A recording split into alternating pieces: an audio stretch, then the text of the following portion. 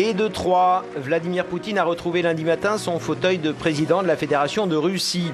Élu triomphalement le 4 mars dès le premier tour et avec près de 64% des suffrages, le désormais ex-premier ministre succède à son futur premier ministre Dmitri Medvedev, qui va le remplacer à la tête du gouvernement dans un jeu de chaises musicales pour le moins inhabituel. Dans sa prestation de serment, Vladimir Poutine s'est engagé à assumer toutes les responsabilités qui s'attachent à la Russie, à ses intérêts, à la sécurité et au bien-être des citoyens, qui, a-t-il précisé, demeure sa priorité. Nous entrons dans une nouvelle étape du destin de la Russie, a-t-il ajouté, en évoquant l'avenir économique du pays, mais aussi un renforcement de la démocratie.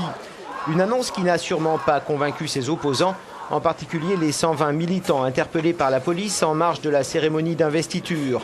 Parmi eux, l'un des leaders de l'opposition, Boris Nemtsov. Dimanche déjà, les forces de l'ordre avaient dispersé sans ménagement un rassemblement de l'opposition où il y avait eu des blessés. Et pour ces opposants qui clament des slogans tels « Poutine dégage », voilà qui ne cadre pas avec l'idée d'une démocratie renforcée. D'autant que Vladimir Poutine, qui entame ici son 3e mandat, envisage déjà de se représenter dans 6 ans et prolonger ainsi son bail au Kremlin jusqu'en 2024.